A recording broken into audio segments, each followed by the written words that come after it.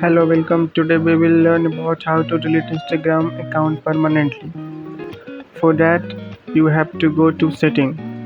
Just click on setting and go to the help option. Where now you have to just click on help center. Where a new page will open where you have to go on your manage account. There you will see a delete option for an account. Just click it there. Now you are seeing three options where first is for temporary and second is for only delete. So we have to click there and we have to drag down and delete and choose delete your account. After clicking delete your account, we will be transported to next page.